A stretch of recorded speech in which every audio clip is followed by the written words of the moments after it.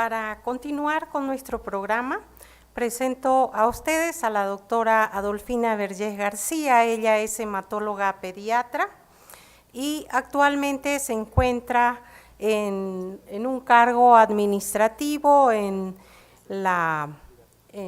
calidad de la atención. Sin embargo, ella tiene una amplia experiencia en la clínica y nos va a hablar sobre los síndromes talasémicos y anemia drepanocítica. Muchas gracias, doctor.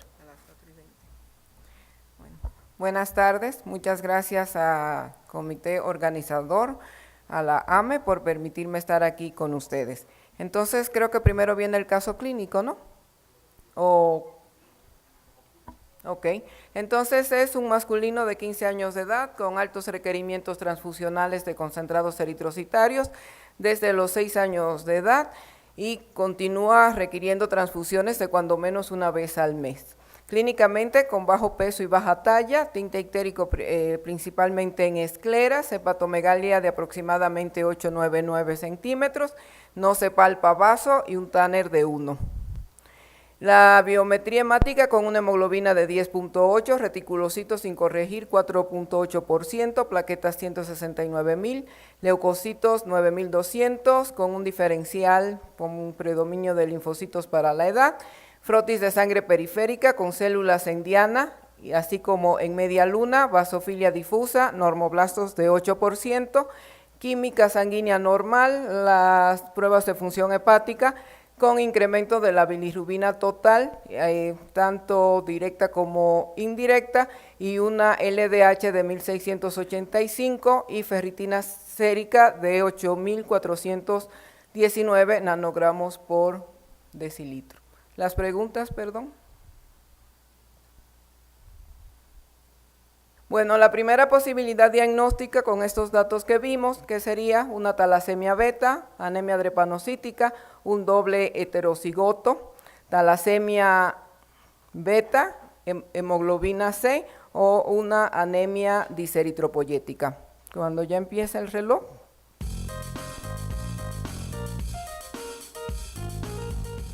Las respuestas. Bueno, talasemia beta, anemia drepanocítica. La pregunta sería, ¿por qué pensamos en talasemia beta? O sea, no hablamos de índices eritrocitarios y hubo un frotis de sangre periférica, entonces para tomarlo en cuenta. La que sigue, por favor. Bueno, la sospecha diagnóstico se basó en la cuenta de reticulocitos que no estaban tan elevados para hacer una anemia hemolítica, los niveles de LDH, el frotis de sangre periférico o los niveles de bilirrubina. La respuesta, por favor. Ya.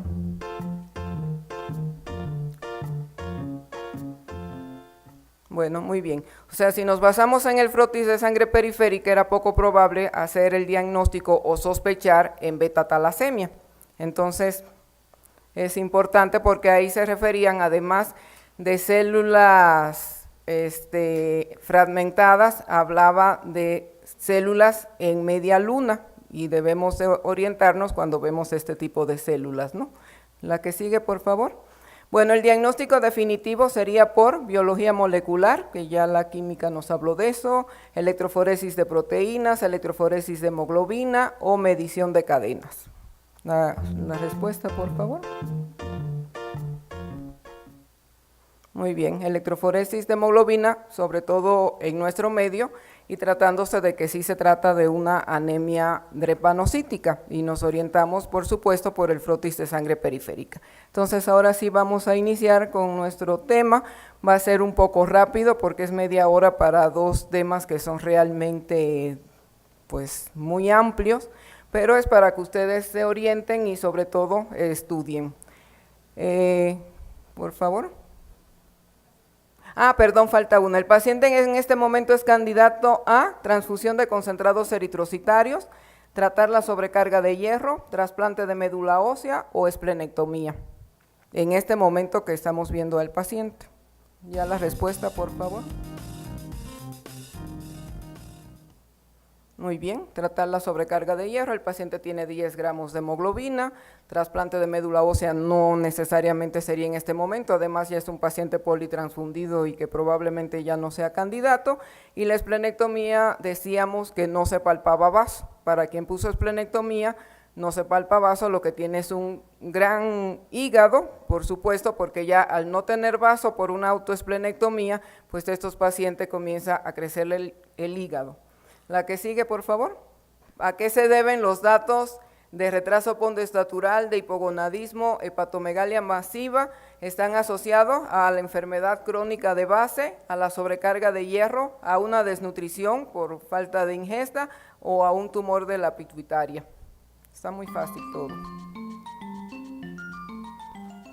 Bueno, realmente, básicamente es a la sobrecarga de hierro, porque estos pacientes, si se tratan adecuadamente, pues no tienen por qué tener toda esta sintomatología, no van a tener altos requerimientos transfusionales, y entonces todos estos datos de hipogonadismo que tiene un niño de 15 años con un Tanner 1, bajo peso y baja talla, pues principalmente, aunque podría ser en parte por la enfermedad de base, pero lo que lo define, y lo hemos oído cantidad de veces con tanta que nos bombardean para el manejo de la sobrecarga de hierro, es que todos estos van a ser los efectos asociados a la sobrecarga de hierro. Esta sí ya es la última. Entonces vamos a empezar con los síndromes talasémicos, que realmente en nuestro medio, por suerte, no tenemos talasemias mayores, sino más bien son portadores la mayoría de ellos, porque donde se ve más frecuente pues es donde hubo malaria o donde todavía hay endémica.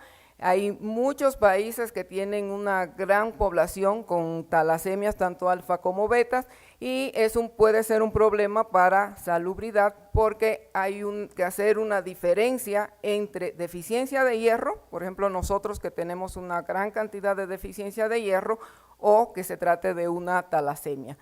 La talasemia alfa pues se va a clasificar en portador silencioso que no tiene manifestaciones clínicas, cuando mucho lo que va a tener es microcitosis e hipocromía, así como la talasemia menor, la intermedia y la mayor, que es la que va a tener más manifestaciones clínicas. ¿A qué se debe esto? Va a ser a la falta de síntesis de cadenas. Hay que recordar que las hemoglobinopatías es la sustitución de un aminoácido por otro y se altera la estructura de la hemoglobina, se va a producir otra hemoglobina, mientras que aquí sencillamente se deja de producir una cadena, ya sea la alfa, que es talasemia alfa, o la beta, que es talasemia beta, y eso produce un desbalance entre las cadenas y va a producir que se precipiten incluso, y lo podamos ver en el frotis de sangre periférica. Entonces se van a clasificar talasemia mayor, esto en especial para la beta, que es la forma grave, que es el niño que tiene altos requerimientos transfusionales desde la lactancia, se va a presentar tempranamente, va a producir deformidades óseas, y si ese paciente no se trasplanta temprano, pues se va a morir irremediablemente.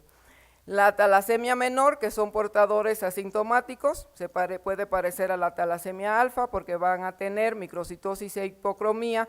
A veces los niveles de hemoglobina pueden variar y pueden permanecer con hemoglobina entre 10, y hemos visto incluso que a veces en la pubertad, sobre todo en los niños, esta hemoglobina tiende a subir un poco, probablemente por la testosterona, pero sigue siempre con microcitosis e hipocromía, y eso nunca le va a desaparecer.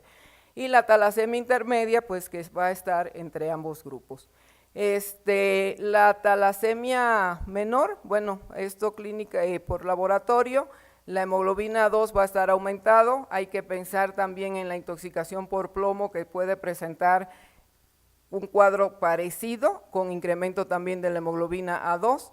En la talasemia menor puede también haber hemoglobina A2 normal, y va a haber una morfología típica de talasemia. Para lo que no nos gustan ver los frotis de sangre periférica en todas las anemias hemolíticas, por no decir en toda la hematología, es indispensable ver un frotis de sangre periférica para orientarnos, y estos pacientes van a tener características en un frotis de sangre periférica parecida a la deficiencia de hierro, sin embargo hay mayor cantidad de células fragmentadas.